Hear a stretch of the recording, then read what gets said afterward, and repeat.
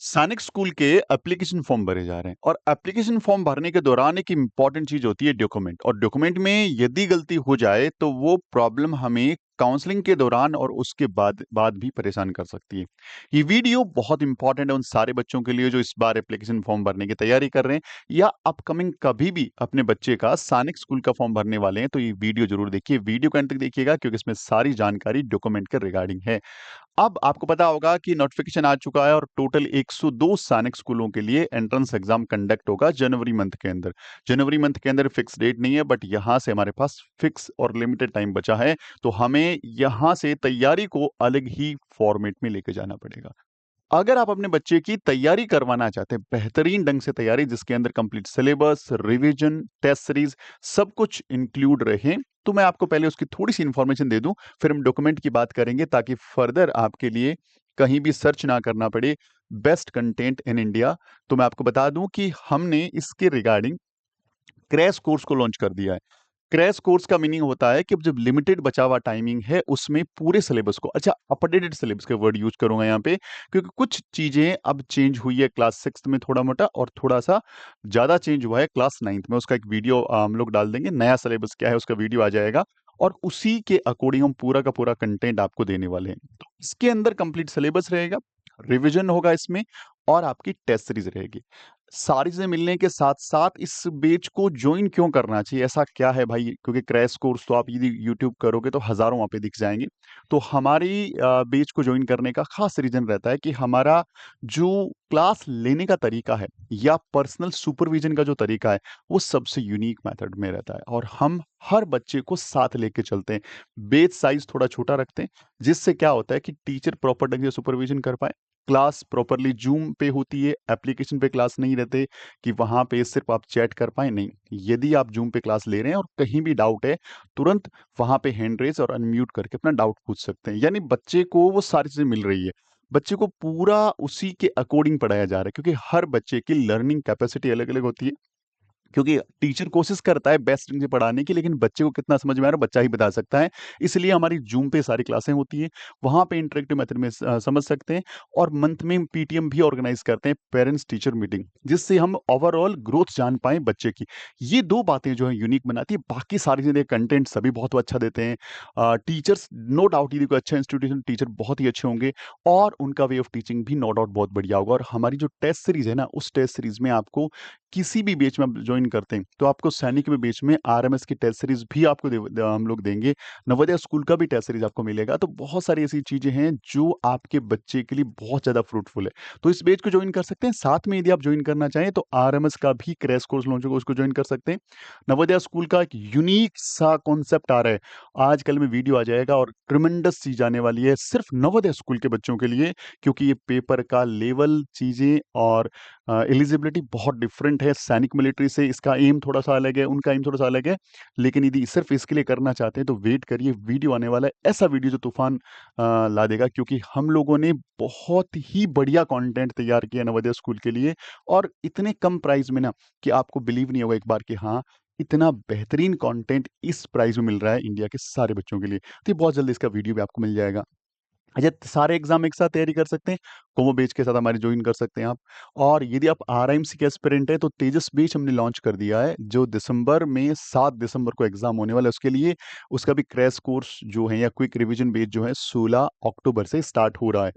और इसके अलावा ये रिजल्ट है हमारा आरएमसी के बच्चे का जो इस बार सेलेक्ट हुआ है। आरएमसी की टेस्ट सीरीज भी में लॉन्च कर दी है और एक मैथ्स का स्पेशल कोर्स भी बहुत जल्दी आपको देखने को मिलेगा। ये वाली बुक के बारे में आप सब जानते ही होंगे, इतने सारे वीडियोज आपने हमारे देख लिए। अब बात करते हैं हमारे मेन वीडियो के कंटेंट की, जिसके लिए हम लोग यहाँ पे असेंबल हुए हैं।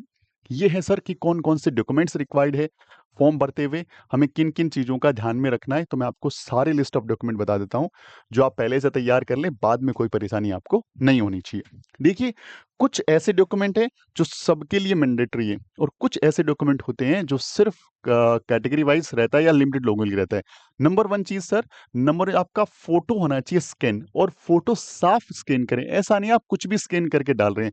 तकलीफ कहाँ होगी, जब आपका एडमिट कार्ड प्रिंट होके आएगा तो उस पर फोटो जैसे आप स्कैन करके भेजेंगे उससे भी थोड़ा घटिया क्वालिटी का आएगा, क्योंकि आप भेजते हैं, वो पोर्टल पे जाता है, वहाँ से उसका प्रिंट होता है, तो यहाँ पे क्वालिटी थोड़ी-सी कॉम्प्रोमाइज़्ड होती है। तो ध्यान रखें, अच्छी क्वालिटी का फ़ोटो क्लिक करें, उसको रीसाइज़ करें। रीसाइज़ के लिए गूगल पे जाइए, इमेज रीसाइज़ लिखिए, बहुत सारे फ्री एप्लीकेशंस हैं, विदिन अ सेकंड आपको वो रीसाइज़ करके दे देंगे, जैसा आपकी रिक्वायरमेंट है। कितनी रिक्वायरमेंट है? आपको 10 केबी से 50 केबी के बीच में चाहिए, वो रीसाइज़ प्रॉपर ढंग से कर देगा। और जो इमेज का फॉर्मेट कैसा होना चाहिए? जेपीजी या जेपीईजी फॉर्मेट होना चाहिए, दोनों एक ही चीज़ है। ये चलेगा किसमें? फ़ोटोग्राफ में। फ़ोटोग्राफ के लिए ये साइज़ इतना है, 10 से 200 केबी का। और सिग्नेचर का साइज़ सेम चीज़ है, साइज़ 10 से 50 केबी का है, और जेपीईजी फॉर्मेट चाहिए अपने को। आपका थंब इम्प्रेशन का जो साइज़ है 10 से 50 केबी के अंदर चाहिए। और in case of eventually the left thumb is being unavailable, अच्छा, इसमें बेसिकली लेफ्ट थंब ही इसमें लगाना है, और लेफ्ट थंब यदि अवेलेबल ना हो तो फिर आपको इसमें राइट थंब भी लगा सकते हैं, कोई दिक्कत वाली बात इसमें नहीं है। बेसिकली लेफ्ट थंब का यूज़ करना है, और लेफ्ट थंब में कहीं लग गई है, कुछ भी प्रॉब्लम है, तो फिर राइट थंब का इस्तेमाल भी किया जा सकता है, पहले ध्यान रखें। डेट ऑफ बर्थ सर्टिफिकेट, ये हमें डेफिनिटली वहाँ पे स्कैन करके लगाना है, सबके लिए मैंडेटरी है। और डोमिसाइल सबके लिए मैंडेटरी है। मैं यदि बात करूं ये 5 डॉक्यूमेंट्स की, ये 5 सबके लिए मैंडेटरी है, और 100% हमें ये डॉक्यूमेंट्स लगाने पड़ेंगे, चाहे आप किसी भी कैटेगरी से बिलोंग करते हो। इनकी आप तैयारी कर लीजिए।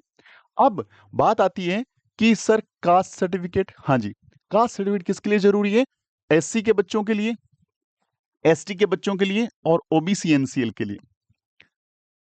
ये तो समझ में आ गया, ओबीसी एनसीएल। देखिए, ओबीसी का सर्टिफिकेट होना और ओबीसी एनसीएल का सर्टिफिकेट होना दोनों डिफरेंट है। ओबीसी के अंदर बहुत सारे लोग आते हैं, लेकिन ओबीसी एनसीएल का मतलब नॉन क्रीमी लेयर, इसके अंदर यदि आपका सर्टिफिकेशन है और वो भी स्टेट गवर्नमेंट से अप्रूव्ड सर्टिफिकेट है, आप स्टेट से हैं नहीं चलेगा, अपने सेंट्रल गवर्नमेंट का होना चाहिए, स्टेट गवर्नमेंट का इसमें नहीं चलेगा। यानी भारत सरकार जो है वो जारी कर रही है एनसीएल की जो लिस्ट है, उसमें यदि आपका नाम है तो डेफिनेटली ये आपके लिए है, अदरवाइज ये आपके लिए नहीं है। इस बात का विशेष तौर से आपको ध्यान में रखते हुए चलना है। क्लियर है जी? आगे बात चलते हैं सर, कि इसमें आपको सर्विस सर्टिफिकेट बोले तो यदि वो पेरेंट्स, वो बच्चे जिनके फादर या मदर किसी भी आर्म्ड फोर्स में हैं, चाहे वो आर्मी है, नेवी है, एयर फोर्स है, तो वो दो सिचुएशन वहां पे हो सकती है। एक तो वो जिनके फिलहाल जॉब में हैं यानी ड्यूटी कर रहे हैं, और एक वो लोग जिनके ड्यूटी से रिटायरमेंट लेके घर पे आ गए। तो उन दोनों को ही वहां पे सर्टिफिकेशन देना होगा, बताना होगा कि हम डिफेंस से बिलोंग करते हैं, और तभी आपको जो 25% का रिजर्वेशन रहता है वो मिलेगा। कौन सा 25%? पहले एससी, एसटी और ओबीसी का निकालने का जितनी सीटें बच जाती है उसका 25% डिफेंस के लिए रिजर्व रहता है। तो वो सारी चीजें लेने के लिए आपको अपना, यदि सर्विस में है तो सर्विस सर्टिफिकेट, और यदि रिटायरमेंट लेके घर पे आ गए हैं तो पीपीओ सर्टिफिकेट यानी पेंशन वाला सर्टिफिकेट है, वो आपको लगाना पड़ेगा, यहाँ पे स्कैन करके लगाना है। अच्छा, इनको, ये सर्टिफिकेट या ये सारे के सारे पीडीएफ फॉर्मेट में लगेंगे, ध्यान रखना। और पीडीएफ के फॉर्मेट की भी साइज जो है वो फिक्स है, 50 से 300 के बी के बीच में, ध्यान रखिएगा ये चीज। अगला सर्टिफिकेट क्या है कि ये चीजें देखिए, ये कास्ट सर्टिफिकेट हो गया और ये कैटेगरी सर्टिफिकेट हो गया। किन के लिए? उन लोगों के लिए जिन लोगों को आप कैटेगरी बिलोंग करते हैं, या जिनके फादर या मदर किस स्कूल के फादर या मदर डिफेंस के अंदर है। तो ये सारी बातें आई थिंक आपको समझ में आ गई। एक नया डॉक्यूमेंट यहाँ पे लिखा हुआ है, और डॉक्यूमेंट क्या है सर? ये डॉक्यूमेंट है कि certificate from the principal certifying that the applicant is studying in the approved new Sainik school. अब ये सर क्या सबको बनाना जरूरी है? नहीं सर, ये मैं स्टार बना रहा हूं इस पे, इस चीज को थोड़ा समझना है हमें। हर बच्चे को ये सर्टिफिकेट अपलोड नहीं करना है कि अपने स्कूल में जाना है और प्रिंसिपल सर से लिखवा के लाना है, नहीं, कोई रिक्वायरमेंट नहीं है इसकी। किन को रिक्वायरमेंट है? देखो, पूरे इंडिया में 102 सैनिक स्कूल रनिंग है। इसके अंदर दो कैटेगरी, एक 33 ओल्ड वाली और एक 69 न्यू सैनिक स्कूल है, जो पूरे इंडिया में फिलहाल इस साल से रनिंग में आ गई है। अब यदि आप as a student in 69 school के पार्ट हैं, यानी प्रेजेंटली जो सेशन चल रहा है 2025-26, 25-26, in this particular session, you are the student of these schools. यदि आप इन स्कूल्स के स्टूडेंट हैं, प्रेजेंटली न्यू सैनिक स्कूल के यदि स्टूडेंट हैं, तो ये आपके लिए हैं। अदरवाइज बाकी जो बच्चे किसी भी स्कूल में पढ़ रहे हो उनके लिए सर्टिफिकेशन की रिक्वायरमेंट नहीं है। देखो, लिखा हुआ है यहाँ पे एकदम साफ साफ कि applicable only for those who are studying currently in the approved new Sainik school. आप न्यू सैनिक स्कूल के अंदर अप्रूव करते हैं तो ही एप्लीकेबल है, अदरवाइज नहीं है।